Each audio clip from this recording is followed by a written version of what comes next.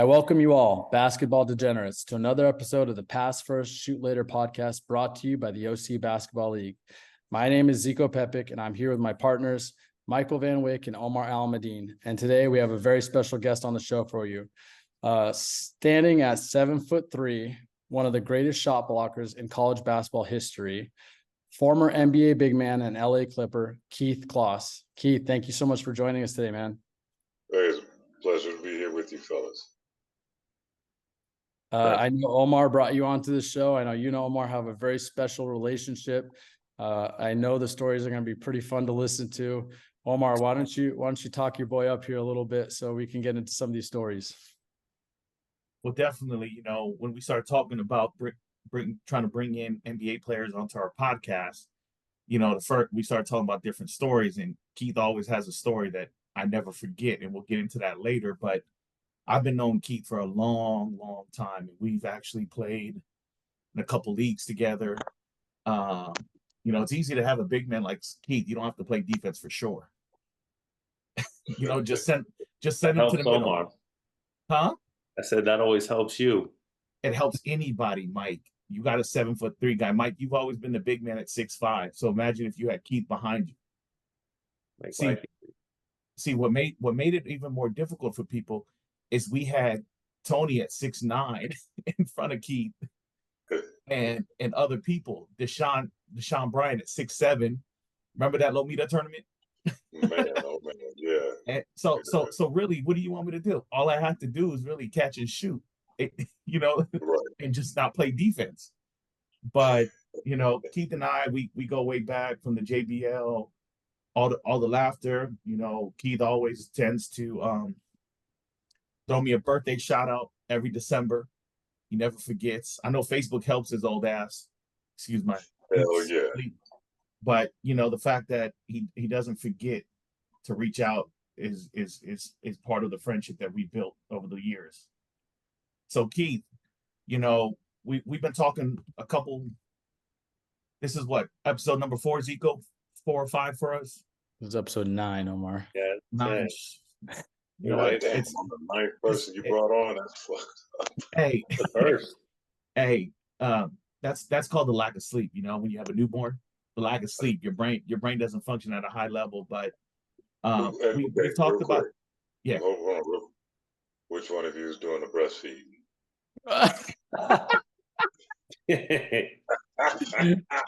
Oh, I love it already. I love it already. You know what?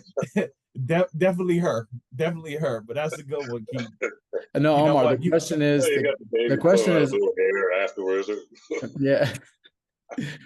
Omar, we just want to know, has your son thought about trying at any point? Actually, yes, he bit my titty. Okay. That's fine. I'll say that. That's no problem. He beat you what? Huh? He tried to bite. He tried to bite my chest. Yeah. No, that's not what you said. You got to pay attention to the whole podcast to catch up. I'm gonna just throw these little snippets in. You said, but you know what, Keith? It's funny you say that now, but you wasn't saying that to me 10 years ago. Hey, you were working on it. You were working on it. I was on my way upward. Oh man. But yeah, so we've talked about different divisions, couple of surprising teams early on in the season. And last 2 episodes, our focus was the most common thing, the top 10 greatest of all time. We got Mike down here, Keith, that has Kobe outside the top 10. What? 11. 11. He has him at okay. See, Mike, I mean, Keith, I've actually told Mike that probably the best way to actually decide who the top 10 greatest players of all time are would be to go pull NBA players, former coaches, former players, current, former GMs, all these things. And if you were to do that, there's no way Kobe's sliding outside the top 10. Am I right? He's not sliding down out of the top 5 for most people. I got him 3rd. Everybody's got an opinion, right? I've got him 3rd. And LeBron number 1 or number 2. So at Keith, least you and Mike let's agree. hear that. Let's hear what your top 10 are, because again, this is a pretty interesting topic for everybody. Everybody likes talking about this. Who are your top 10 players all time? I don't have a set top 10, to be honest. You know, it's hard to pick a solid top 10, you Mhm. know, because different players, you can make arguments for them and move guys around, move a guy down, move a guy up, you know. So that's real tricky. But the top three for sure, you can go either Kareem Abdul-Jabbar or Michael Jordan at one. They're interchangeable, you know, at one or two. And then Kobe at a solid three. You know, number four, I'll give number four to Magic Johnson. You know, number five, Will Chamberlain. You know, and after that, it's a toss up because there's so many great players. You got Shaq, you've got Akeem Olajuwon, you know, you've got Kevin Durant, who's up there. You know what I mean? Who belongs in the top 10 conversation, to be honest. But he's another one that can go down below 10 as well. You know, so after five, it's real tricky, man. It's real tricky. Keith, you left up two important players that were in my top 10, and that's Tim Duncan. That's what I'm saying. And then only you left named LeBron five. off your top five. Only named five. You know what I'm saying? So that's what I mean. There's so many great players from these different eras. You know that it's hard to really make a solid argument for one guy over another guy. You know, because guys just so many great things. You know, some people have Dr. J as at number three. Yeah. You know what I mean? And it's hard to have Dr. J in my top 10 because I can't put him above Larry Bird. You know, I got Larry Bird above, and it's hard to keep Larry Bird out of a top five. Because Larry Bird was a bad man. You know, and they want to say, oh, he'll get eaten alive in this era. Well, remember that guy from Germany, Dirk Nowitzki? You know, so what makes them think that Bird wouldn't be successful in this era? You know, Dirk Nowitzki was. Yeah. You know what I'm saying? So, you know, a lot of times, man, people just want to get hung up on stats instead of the eye test. You know, they look at analytics. Like basketball's got fucked up by analytics. You know, it used to be the eye test. That kid's a player. You know, but now they go by analytics, and then they get the guy in there. You know, what the hell are we talking? What? This isn't anything that the paper shows. You know, it says this, but there's none of that in real life. You know, so yeah, a top 10 is always going to be shaky. Top five, top six will be solid, but then after that, they're all interchangeable. They're all interchangeable. And that's kind of what I was saying from my perspective. I said there's that gap, that difference between being, you know, top 5 versus top 15. That's not a huge margin between those guys. Right. Because then you got to think about a guy from back in the day like Elgin Baylor, you know, who was doing this thing with, you know, with the Lakers back in the day. One season averaging 38 and a half points, and I think how many rebounds was it? It was a crazy double-double, but, you know. I could pull that up for you. Yeah. There's guys, man, that, oh, man. And then, yeah, there is the Tim Duncans. There are the Reggie Millers, and, That's you know, crazy. there are 30. the Steph Currys. 38 and 18, Keith. 38.2 and 18.6. And then 35 and 20 the very next season. Yeah, and 35 and 20. You know what I mean? That's just crazy, man, because only other person, and he's 6'5" doing that. Yeah. He's 6'5" doing that, you know? And he still got guys like Bill Russell, rest in peace, who was dominating at that time, and you know, from a defensive standpoint, he was dominating the game. You know, then you got to look at a guy named Wilt Chamberlain, who was also dominating in almost every category. every statistical category. The only thing he wasn't doing was winning the championship, but he was dominant, So guys will look at stats and they'll just be stat whores, and their eyes will get big off the stats, and that guy belongs up there and this guy doesn't. You know, too many great players, just too many great players.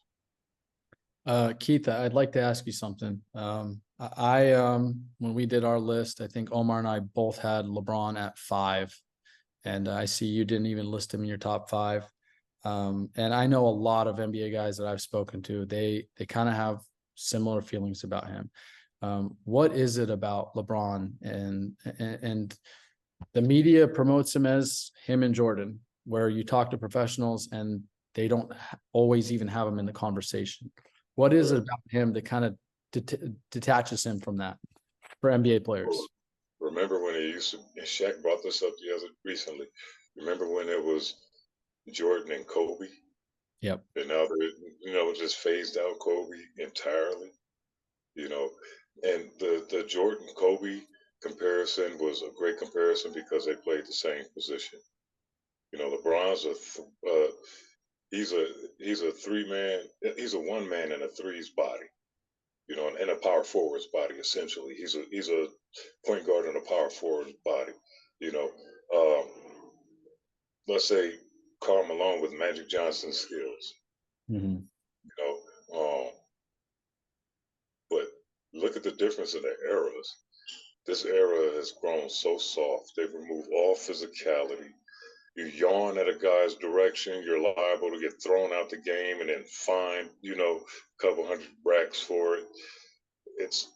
They've made it so soft and so easy for people to just score now by removing the physicality.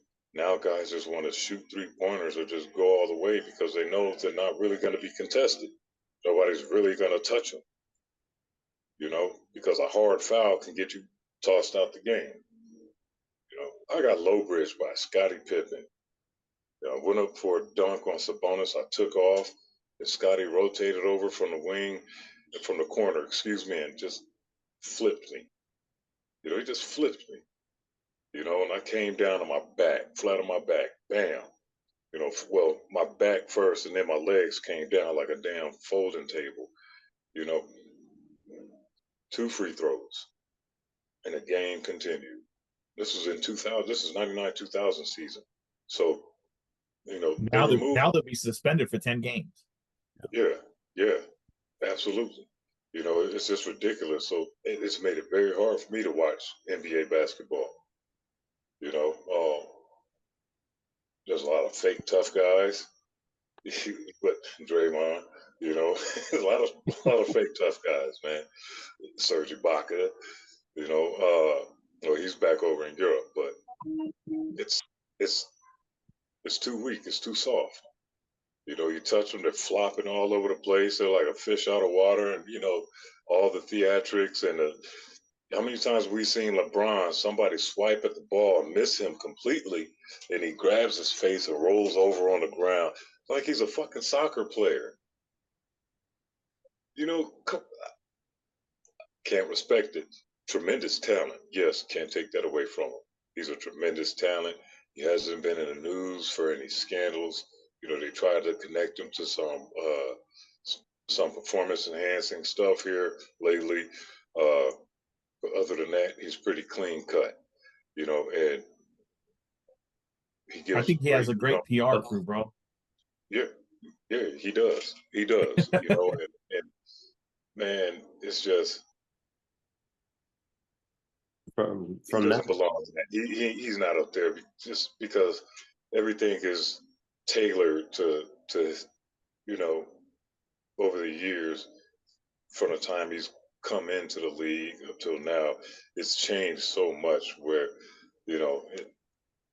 it's this bullfighter, this matador defense. So like Olay, go for it. Olay, go for it. Have at it. And had things remained the same, consistent throughout his career, like when he first came in, the physicality was still there somewhat. Had it remained like that to this day, I I think he would have retired a few years ago because he would have been really, really feeling the that physical abuse. He would have been feeling those aches and pains. I feel those aches and pains every day. My shoulders, my back, my knees, sometimes my hips, my ankles, the bottoms of my feet, you know. And no, I didn't play, I wasn't a superstar player. I wasn't a starter, you know, but playing in that era, man, it took a toll. And then going overseas to play, and the physicality remained the same, you know. But From again, the one thing, perspective of physicality, do you think any of the guys in today's game, like a Joel Embiid or a Joker, could play in that era? yeah, you remember Arvydas Sabonis, Yep. Jokic, Okay. Jokic before Jokic, Arvydas Sabonis, you know, and That's a who was really good Embiid comparison, before? actually. Who was Embiid before we got Joel Embiid? Ewing. Uh, Gosh, that's a tough one because they weren't allowing big guys to, shoot 3 pointers, but, and then with his size, well, he would have been one of one back then, you know, because there was no one his size that was doing what he was doing, you know. Anyone else, or you think they're all just, like you said, fake tough guys, too soft because of DeMar DeRozan. playing? DeMar DeRozan is an old school throwback player. Jimmy Butler. And Jimmy Butler is. These are guys who still have a mid-range game, by the way. Right. You which know is what I mean? missing in today's game by a lot of players. Yeah, and who as guards, as perimeter players, have a post-up game. You know, that's one thing we don't see anymore. Because remember, Gary Payton used to post guys up from time to time. Jason Kidd used to post players up from time to time. You know, their guards had a post game because they would, they would use it to their advantage against a weak, what would be considered a weaker defender, at their position, you know. But yeah, back to who could play from this era. A few guys can, not a lot, not a whole lot, but just maybe a handful at best. Draymond Green, no, and he would have gotten beaten up, and he would have been beaten up too much, and then they would have just released him, and he would have been a CBA guy, or overseas. I like to try to compare a lot of these guys to like a Dennis Rodman type and that physical style of play and who they can guard and who they can go up against when they think they're those, defensive specialists like a Serge Ibaka who thinks he can guard everybody, or a Draymond Green. And it's like Yeah, the eye test, like you said, they're not holding a candle to those guys. at all, at all. They're not. They're not.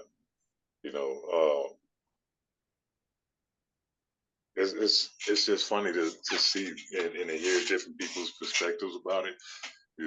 Especially the diehards that say that Draymond will go out. That he would be a defensive stopper back then in our day. He wouldn't, and also his shenanigans would get him exposed. You know, like guys wouldn't tolerate it, and they just tee off on him. And remember, once upon a time, a fine was $50 for fighting in the '80s. And then in the 2000s, I think it went up to maybe 50. Well, in the '90s, early 2000s, it went up to like 1,500 to 2,500. You know, but there weren't, and they would get, they get a little suspension or whatever, but the fines weren't as heavy. So that's why you saw more of that stuff, going down. And, all they did was hack and fight, but no, guys took pride and stopped the person in front of them. And if they couldn't, then guess what? At least try to contribute in another way to help your team get over the hump and win. You know, but they've got it too easy now, way too easy.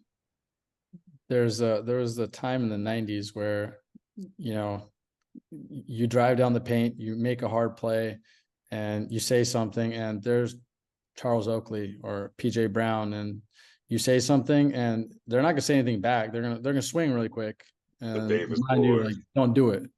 Yeah, Davis Dale boys. Davis. Dale Davis. Yeah, Dale Davis, Antonio Davis, Kevin Willis, you know, Armand Gilliam, God, Otis Thorpe. These guys are really physical players, man, and they dished out those elbows and those forearms, and you'd feel it. And maybe it wouldn't show externally, but internally, you're definitely feeling it. You know. There's actually a video circulating right now on Instagram that I just saw. The last time Draymond Green faced up against Meta World Peace, and Draymond Green swung his elbow, didn't see what was behind him, turned, looked at him, thought twice, turned around, walked away. Yeah, when Ron grabbed him in that pulled him towards him. Yeah. And even Serge Ibaka had the one where he tried to step to James Johnson, who was a former black belt in karate, and swung one time, and Serge put his hands up, didn't want any of it. Yeah. Guys, they have that selective thug now. Selective thug moments. You know what I mean? Selective tough guy moments. There it is. But it's all for clickbaits now, Keith. Guy. Back in the day, you didn't have the clickbaits. Now everything is just so you can get the followings, the posts, the likes. I mean, when Draymond did that chokehold on Rudy Gobert, I mean, he was the talk for a whole week. Everybody talked about Draymond. Nobody talked about anybody else. Right. This is all part of these guys' branding. I hate to say it, but it's branding. You're right, man. Hey, just imagine if they had social media like this back in our day, man.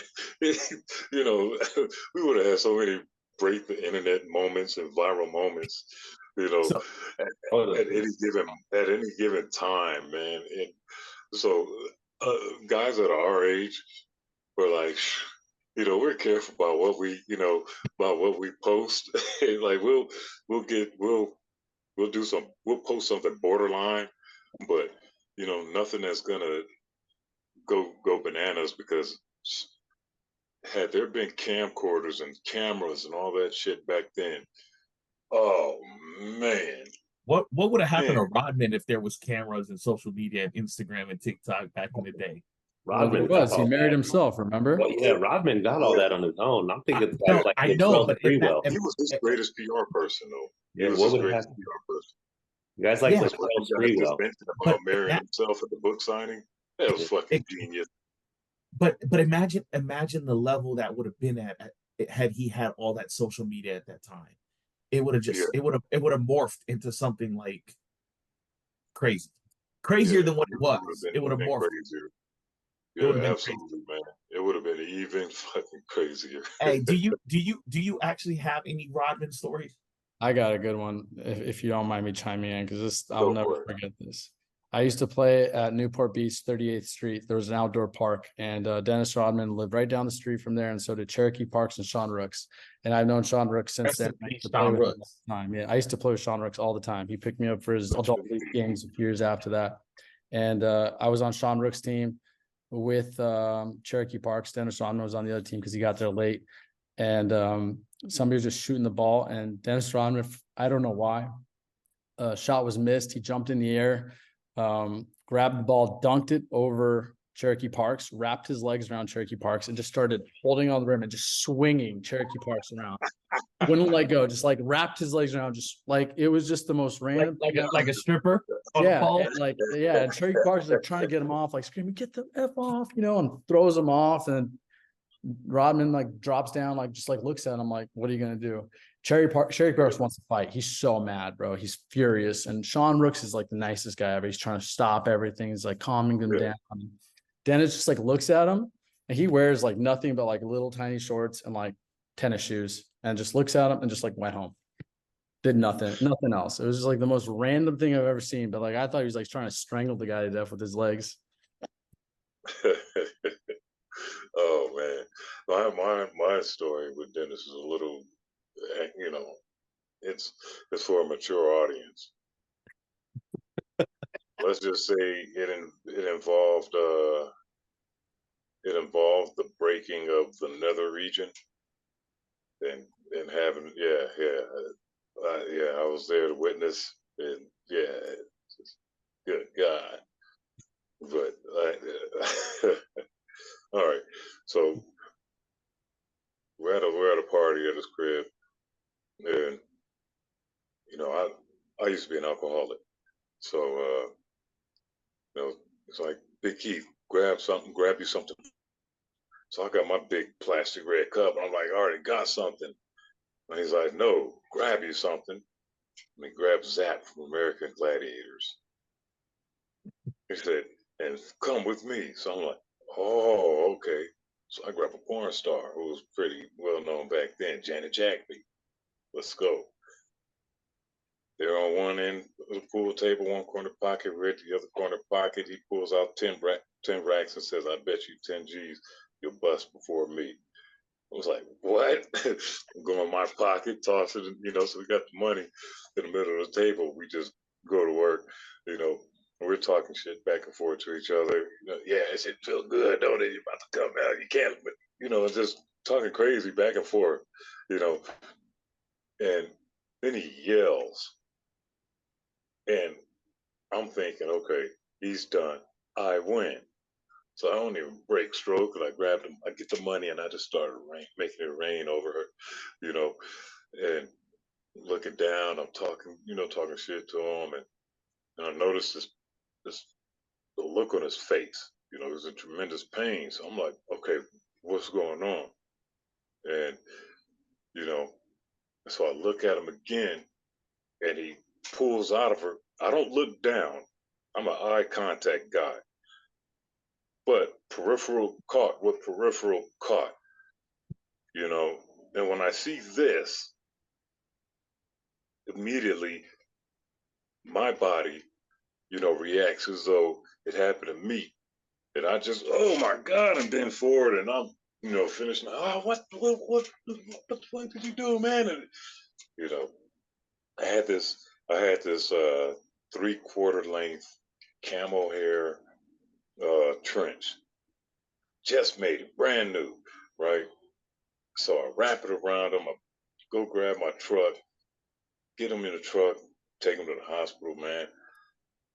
And, he's moaning and the whole time and in pain. I'm like, man, we're almost there. We pull up, emergency, you hurt? I jump out, got a volunteer with the wheelchair. And I say, hey, my friend's hurt. Bring the wheelchair. We need the chair. They look and they're just staring. And I open the passenger door. I said, motherfucker, it's Dennis Rodman. He's hurt. Bring that fucking chair.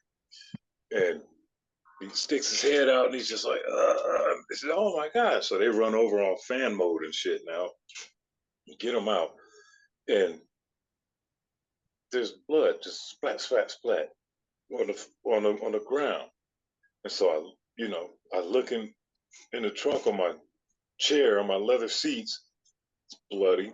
I got blood on my floor mats. The coat, forget about it. The coat. It's over with. It's ruined. I'm mad at him, cussing him out about that. Yeah, he's hurt, but I'm pissed off about my coat, my truck. He comes out about an hour later, man, and he so what they do, and he's limping and walking slowly. He's still got the coat on, but underneath he's got on 2 hospital gowns. And so what they do? Oh man, they gave me a shot painkiller, and they put the tongue things around my dick and wrapped it up. And I'm like, the tongue depressors? Like, yeah, they had to straighten it out again. And I'm, oh man.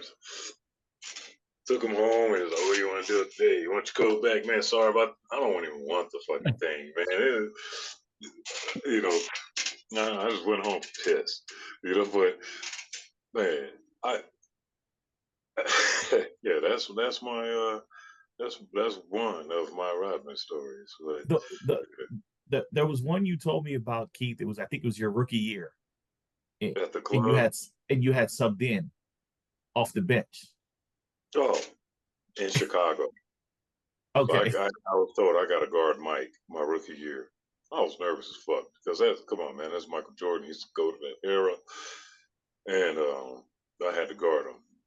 You know, so they ended up calling a foul. I blocked the shot, but they called a foul. I blocked the dunk from behind, and after he blew by me and made me touch the ground, I recovered and and tossed it, and they called a foul, and I was disputing the call with the referees. Man, hey, it's a superstar call, and I'm a rookie, but come on, man, you saw I was all ball. They said no, Claus, you got him in the head. I held the ball. I said, look, they're the same color, but how can I hit his head when the ball's way back here? You know, Mike spikes the ball out of my hands and tells me, shut the fuck up, Rook.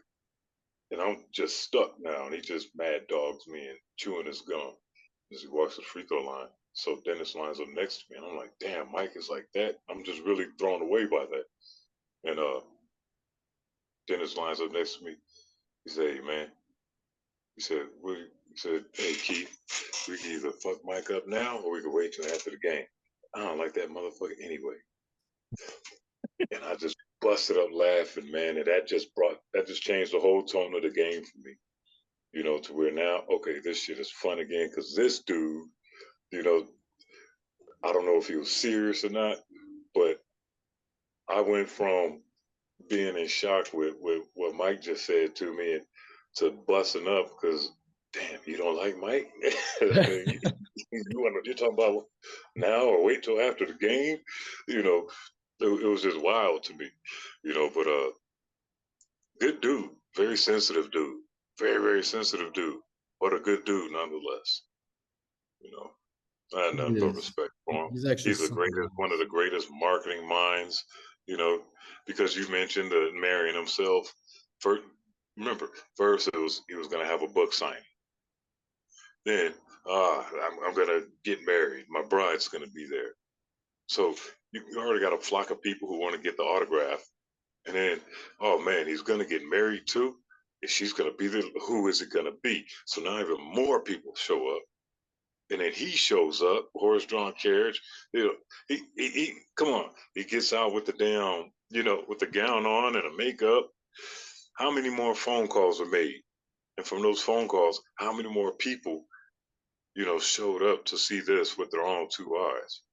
Along with now I really got to get this guy's, signature and maybe a picture with him too, because and all that did was give him bank. He was the greatest self-marketing guy, you know. Oh, damn, Dennis, he was a trip, but marketing genius. He knew how to get his money. So Keith, and being a rookie in 97, especially playing for the Clippers, and you got to go against Shaq when he got to LA. Yeah. How was that?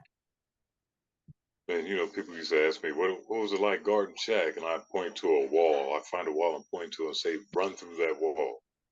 They're like, what? Yeah. I said, yeah, just full speed, go run through it. Don't worry, you can do it. They're like, no, I can't. I said, well, that's what it was like guarding Shaq. I can't. Couldn't stop him. I'd be lucky to block a shot every now and then. Perfect timing on a dunk or something, perfect angle, whatever.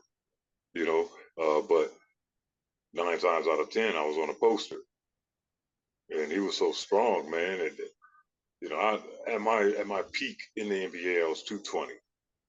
And today I'm still 220, but there was nothing you could do against 360. You know what I mean? And I wasn't a guy that was always in the gym like Dennis was. I wasn't always working out. I rarely worked out. Playing ball was my workout, but that shit was rough, man. All you could do was hope that he would just take it easy, but I used to talk so much crap to him during the games that it was like I was asking for it, so yeah, I'm on more than a handful. I'm on like 24 posters, some I'm bumped back, I'm like this, and then others I'm like this, and then you got a couple where I'm like this, I'm trying to get in this, he's got me all in a rim, But yeah, he was, for his size, man, he was freakishly athletic and agile. Man, that man could move, you know, and it wasn't an easy task for anybody, really. Well, kind of changing gears, just guarding guys in the NBA. You played for the Clippers, obviously, and you came in, I think, a year before Michael Olowokande, and he was supposed to be the next great big man, right? I Yeah. think most people would see him as a bust overall in far as NBA terms. What was it like guarding him? Was that completely different? Was he realistically just not meant for the league? When Mike had his workout before the draft, Joe Bryant, Kobe's dad, you know, rest in peace, Bean, had me come in and you know, go up against him. And you know, I tell people all the time, man, Mike, either I was having a terrible day or he was just the shit that day, because he gave me that business, you know. And I was like, damn. I said, man, it don't matter what, I'm just off. But then I can't even block his shot. I can't, you know, move him off the. I can't do anything to distract the guy, to throw him off. You know, he was just keyed in. You know, and so I'm thinking, okay, if we're gonna get him, that's the right, you know, that's the right move to make. You know, he's gonna end up being a problem. You know, and I think what happened was he joined the Clippers. He got drafted by the Clippers, and management was terrible back then. You know, and it was a stressful environment for, you know, a toxic environment for all of us players. You know, back then. So it's all that focus was just gone because there's so much BS going on around us, you know, in house, that sometimes it made basketball, you know, unbearable.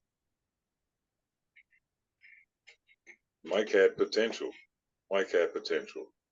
Mike was supposed to be something special. I truly believe that.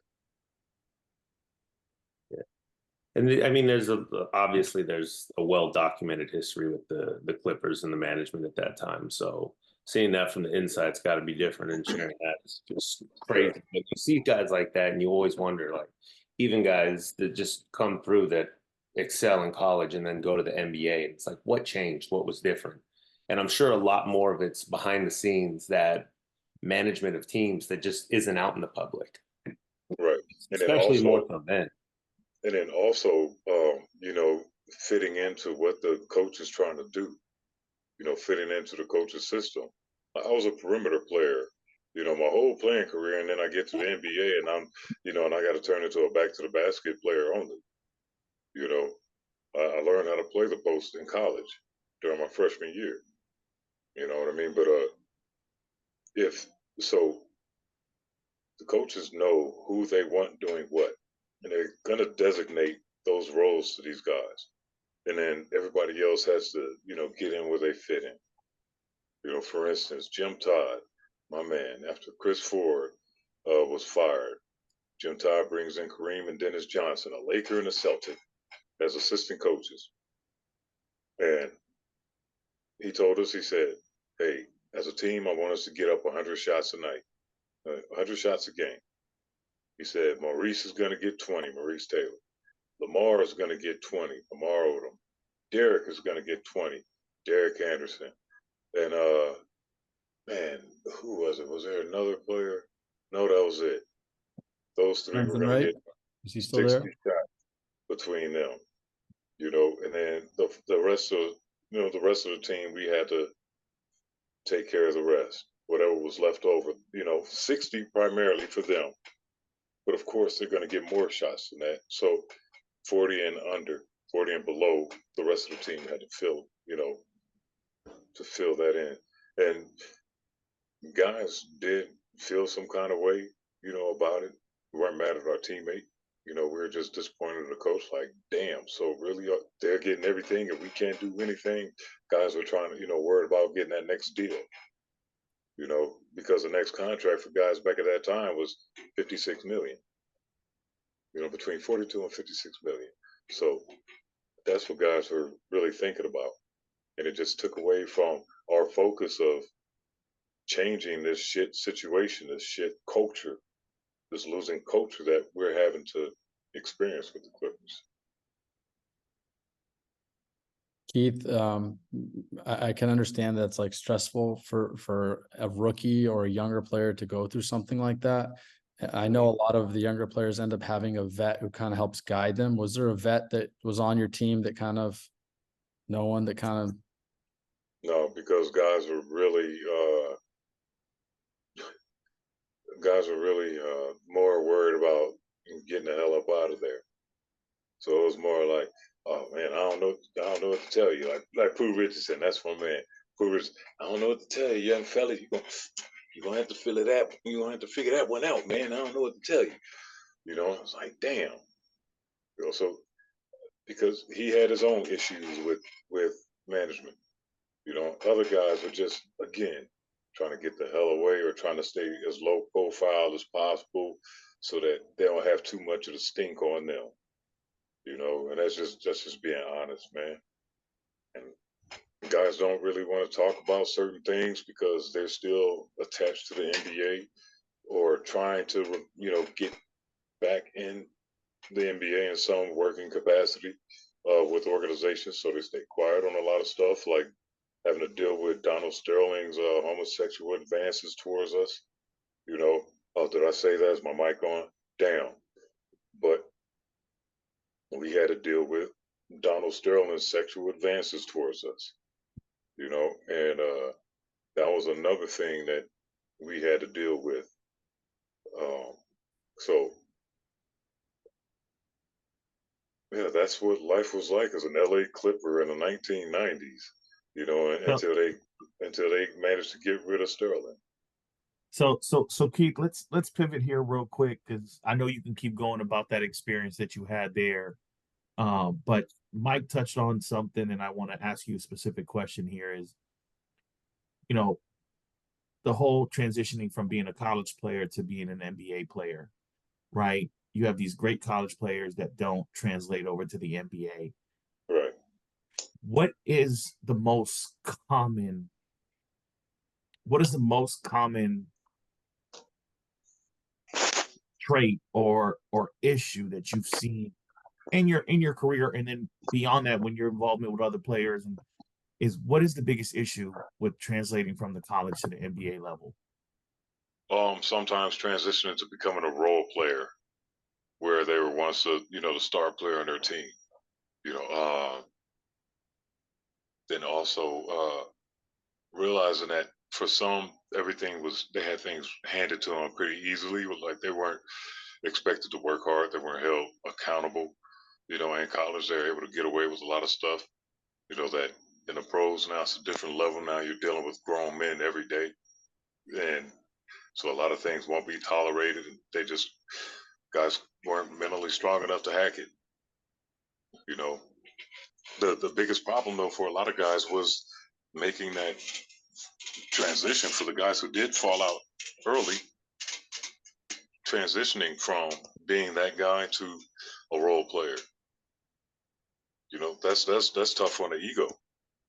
You know, that's very tough on the ego. And then again, not fitting you're not fitting into the coach's scheme. So, But yeah, speaking of the coach's scheme here, that's why these NBA teams have all these scouts and everything, and they're evaluating this talent. And one thing that I've come to experience is some of these guys, I don't know what they're looking at. Let's just say that, to say the yeah, least. yeah. And Basketball professional basketball lacks IQ today. Oh, professional basketball, NBA basketball today it seriously lacks basketball IQ, basketball intelligence. You know, they're keying in so much on athleticism, you know, and letting guys get by on athleticism alone. They're missing the simplest shit, the most basic fundamental things. You know, you look at some of the turnovers some of these guys have, and it's like, what the hell was he looking at? What was he thinking? You know, and I think they're trying to hide a lot of things by changing the traveling rule with the gather step, the zero step, you know, to try to cover it up. You know, but my bad. Sorry for cutting you off, man. no, you're good. I mean, we're here to hear what the experience you have and the information you have, and like I said, just finishing up on that whole scout thing. It's like this scheme. So if this scout works for a team, whether it's the Clippers, the Thunder, whoever that team is, they know what that coach's scheme should be. Yeah. So when you're scouting and recruiting, right, you're looking and you're like, okay, he fits our system.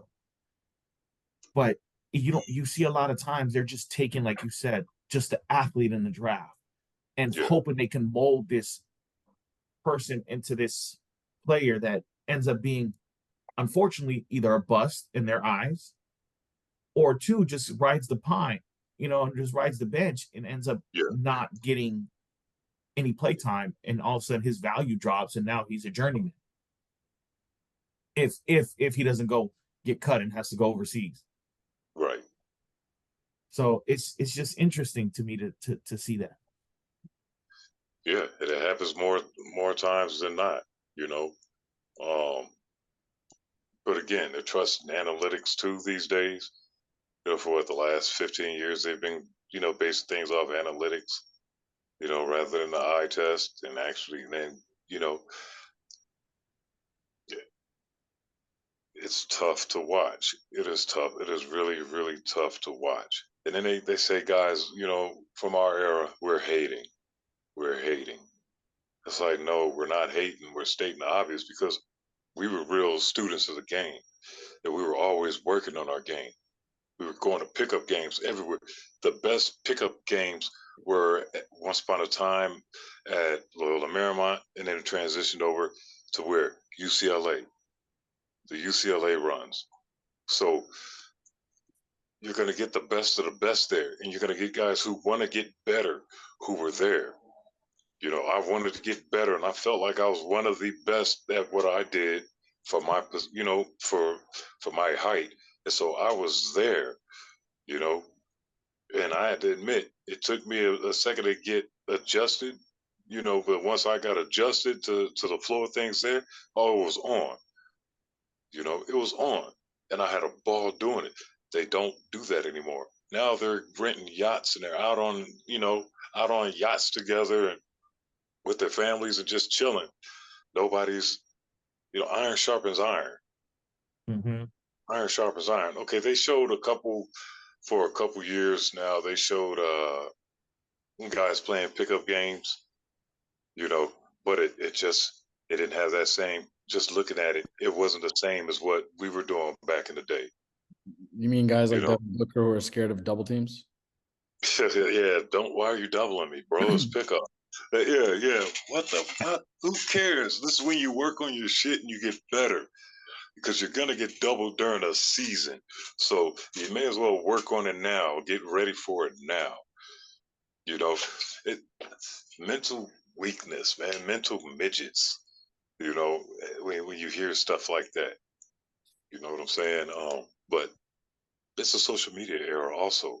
So guys are just, it's like you said, in the beginning, the clicks, the views, the likes. That's what it's about for them. I mean, and it goes even down to these high school and AAU kids. They put their camera down, they set it up, and then they do something, and then they post it online. Okay, what else can you do? Yeah. What else can you do? And you touched on an important point here about these guys being on yachts together and partying together, and everybody wants to be buddy. We're from an old school, huh? Banana boats, right? But we're from a generation where I wanted to win so bad that I didn't care if you were my homie across on the other team. Right. Right. And nobody right. cared. And now it's like, oh, that's the homie. All these, my big, one thing that bothers me about LeBron, he has a fraternity handshake with every NBA player. Yeah. I actually admire his memory to be able to remember all these handshakes, because if you're in a fraternity, it's one handshake for every brother in the fraternity, but he has a different one for every teammate he's ever played for, and for anybody on any team that he considers part of the Clutch family, right? Yeah. But but it's like all this buddy basketball, like it's not competitive. Right. It isn't. It's Even away the the All-Star competitive. game. All-Star game is straight up shit. It's a shit show. You know, it's a shit show. They're not doing anything. There's no competitiveness. Guys, even though look, 80s, 90s, early 2000s, All-Star game was competitive. It was competitive. Guys wanted to tear each other's heads. They just wanted to compete. Again, iron sharpening iron. And I'm not saying that not every, guys didn't hang out, didn't have their buddies throughout the league, because they did. You had guys like Magic and Isaiah who were really, really tight. You had guys like Mike and Charles who were really, really tight. They've spoken about it over the years, so we know. And yeah, they would get together and hang out a little bit, but then it was back to the lab because I'm gonna kick your ass this year. And when You they're know what I within mean? those lines, Yeah, it didn't yeah. matter. There was no help. There was no helping each other up. There was elbows. There are guys getting knocked to the floor real hard, and emotions were on 1,000, where guys were ready to fight their best friend. Not sitting here and hugging it out, and everybody's all kumbaya and shit. It's a joke, man. And like, people ask me, would you coach in the NBA? Fuck no. No, no, I don't want any part of that circus. And that's just being honest. That's just being honest. You know, um, because that's what it's become. It's like the WWE. It's entertaining. you know? But see, most people don't know that. But the NBA is an entertainment. Yeah. It's really entertainment. And then you have some of the NBA players, older guys who are podcasters now, and so they're running with certain narratives that they normally wouldn't run with in real life because they want the fucking views and the likes, you know. I mean, I'm not gonna lie to you. We're looking for the views and the likes and for people to But subscribe. you guys are looking for it, but getting it the real way, you know. Not you guys aren't looking for BS to get it. You're looking for for the real genuine way to get it. Although that Rodman story is clickbait, man. Yeah. Oh man. Yeah. Well, what's funny is a couple years later he came out and spoke about another situation, because that was like the third time, and then it happened again. Oh, I think he talked about it on his last series. I think he had a documentary, and he actually hinted about that. Yeah, guys will call me up, boss, man. You weren't lying, and I was there for one. I wasn't present for the others.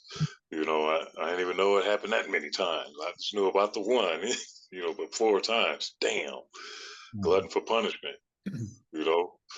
But again, you guys, yes, you guys do want the clicks. Yes, you want the views, you want the likes, but you're not trying to do anything outrageous or fictitious to get it.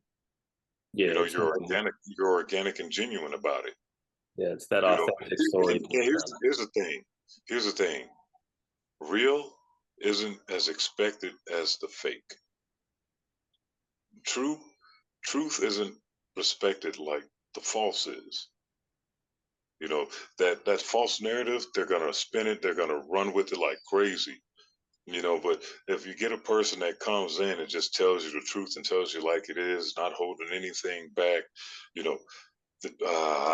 man, that sounds like some bullshit. I don't know, man. Is this guy really credible? And he's just saying that because he's pissed, or when no, it's just facts. But it's funny you say that, because you bring up other podcasts, and I think I'm able to speak on this. What I'm about to say here is players being pissed and running with the BS narrative.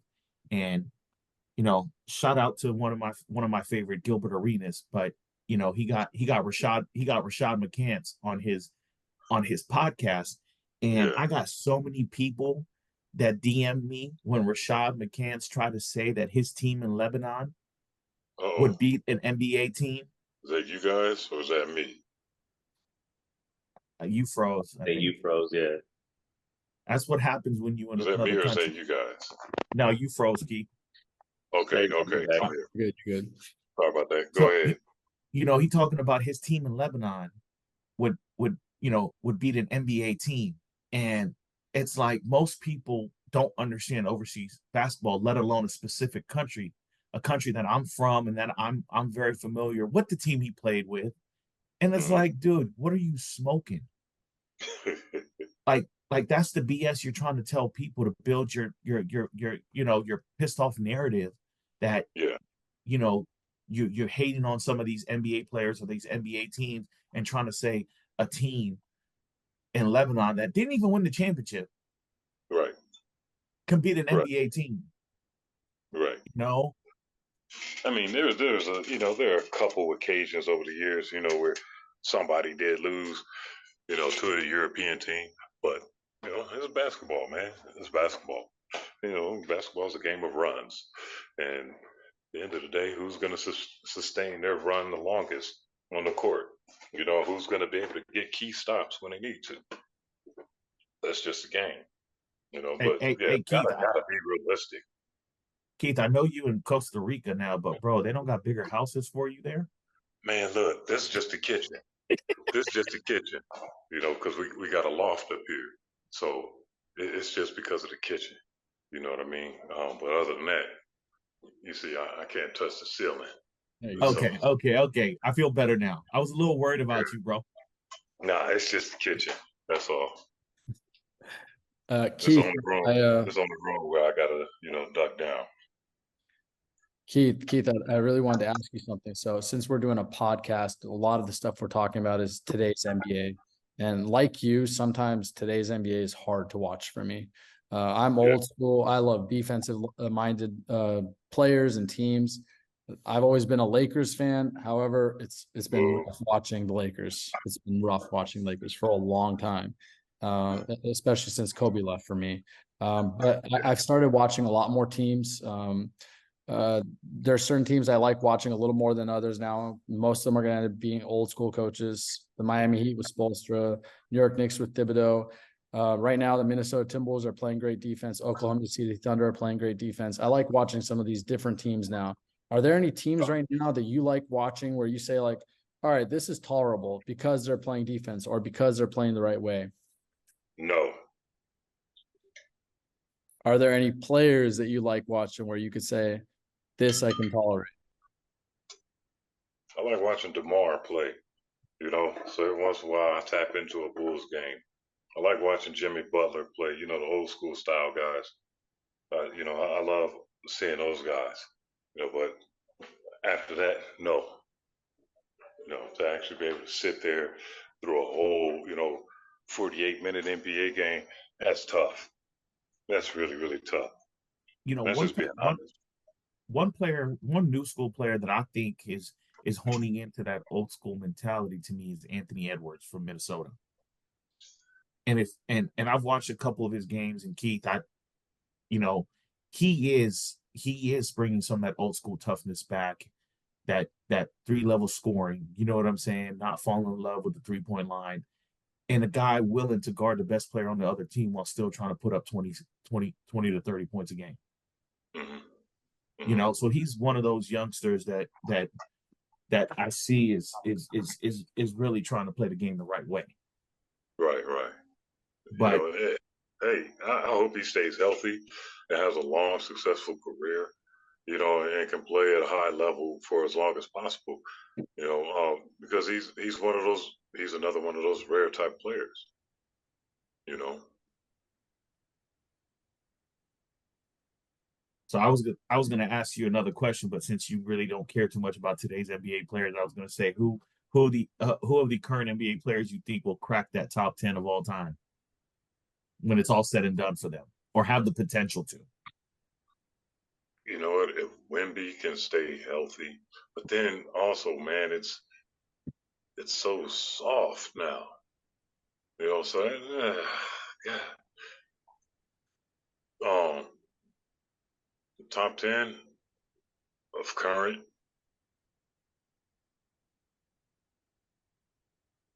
maybe one day Dame Lillard will, or Giannis will. I think Giannis probably will before Lillard. Harden will not. Harden will not. You mentioned Kawhi KD earlier. will. Yeah, KD, he's already, he can go top 10, top, 20, right now. What about Jokic? Ooh, you know what? Because he's old school, and it's translating well to this new school era. Yeah, yeah. If he continues like this, yeah. I'd love to give some love to Luka, but again, come on, he's getting guys with that same fucking step back. They don't can't know guard it. And that's what you talk about, the know. basketball IQ and the discipline. They still can't guard it. Yeah. Drop your fucking hips and get in the guy. Just make it tougher because he's not gonna outquick you. He's not gonna outquick anybody. Larry Bird didn't outquick anyone, but Larry Bird knew how to use his body. And the same thing with my man Chris Mullin. Wasn't gonna outquick you, but knew how to use his body at his speed, and and had success because of it.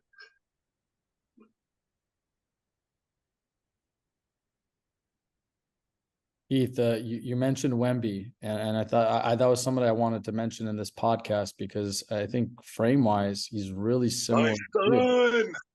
Yeah, exactly. So, how do you? What is there anything that you hope to see from him? Just knowing what old school defense is like and how he's playing and how he has that body. Is there anything you'd like to see from him as he develops that you think would be great for him that maybe you weren't able to tap into?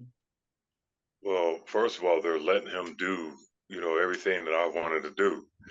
They're letting him play his game. That's like watching me play. I was in the wrong damn era, so it's crazy, And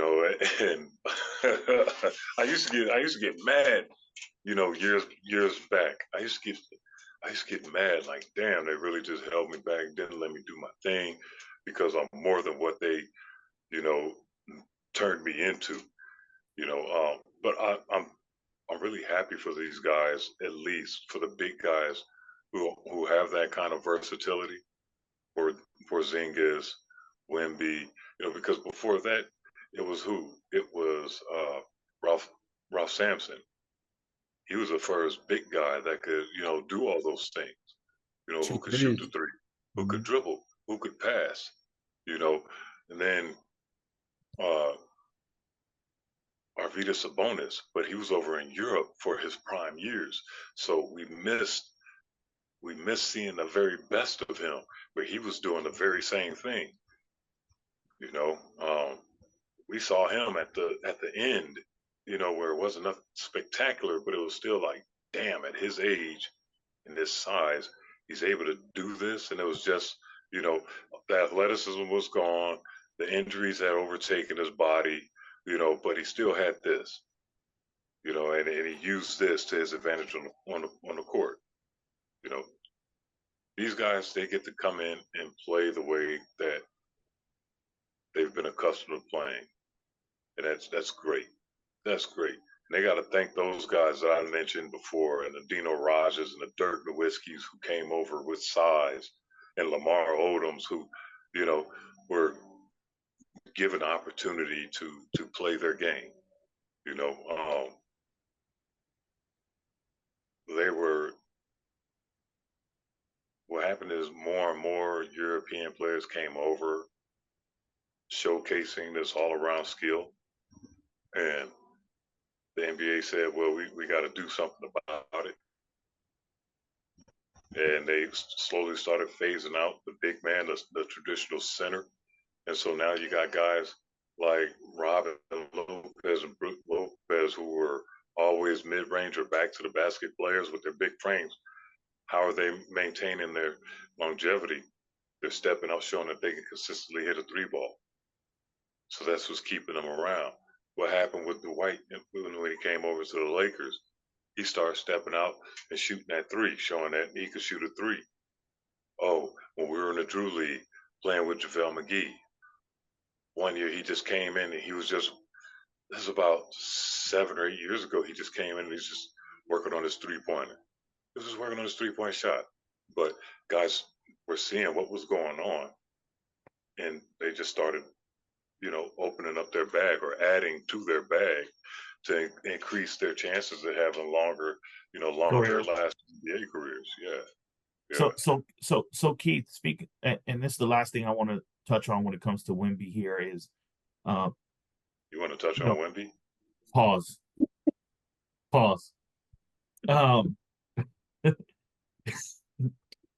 Keith. I hope Nick sees this. I hope Nick Anderson sees this. Okay, Nick, I said pause. Now, for a guy like you who played in the NBA, who went overseas, played overseas, and recently you've spent some time in multiple countries coaching and playing in vets leagues. How much do you think the fact that he's coming from Europe benefits him into the transition into the NBA, today's NBA? There was more physicality over there, for him, to be honest. And the rules, the European style suits more of a team basketball philosophy, whereas the NBA is a lot of one-on-one. It caters to one or two people, three at max. Now, he's in a perfect situation, man, and where he can really, really blow up more than what he is. Kids just got to stay healthy, and yeah. So because of the difference in the styles of play between the two leagues, he's going to be more successful. Because again, we're afraid to foul. We're afraid to give a hard foul because, man, I'm gonna get suspended for a couple of games.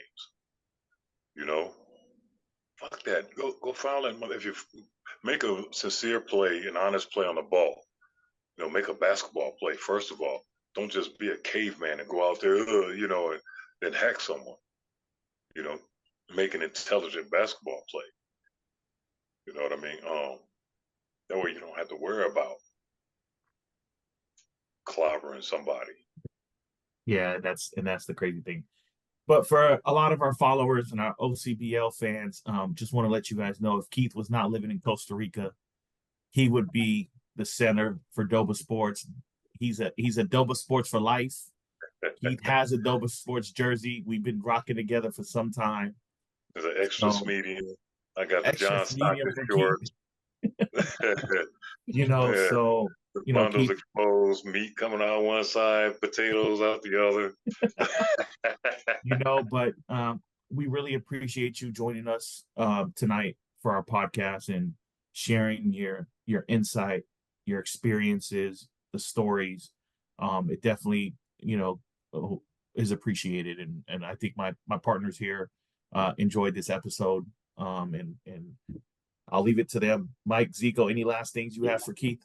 Yeah, no, thanks for coming on. And like we talked about earlier, just being authentic and not doing any of this fake circus stuff. Because this is the stuff that we want to talk about, that real stuff that really happens, not soft, not new stuff, not, oh, we got to cater to everybody and be careful. So we appreciate that raw, real, authentic stuff.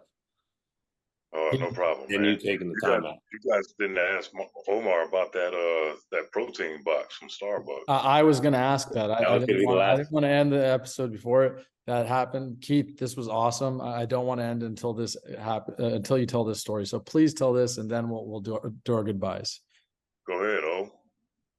Well, you're the one that made it a joke. Ahead, O. Go ahead. So I forgot what year this was, and we're playing in this tournament, and Keith and I were on the way to the game, and we stopped. Keith, and at that point, Keith can't play without having his coffee and his cigarette, no matter what time the game was. Right? So Keith had coffee mug ahead. It was like so Keith was like, "Hey, we need to stop at a Starbucks before we get to the gym, because if I don't get my coffee, it's gonna be a bad day for us at this tournament." So I'm like, okay, cool. I didn't have breakfast, so I'll get something light from Starbucks. So, you know, we get there and just get that protein box from Starbucks. Comes with the 2 boiled eggs, apple, little peanut butter, and and we get in the car, we drive in, and I open the box, and all Keith can smell is the boiled eggs. And he's like, bro, you started farting already, and you haven't even taken a bite? I'm like, no, bro, it's the box. He's like, whatever.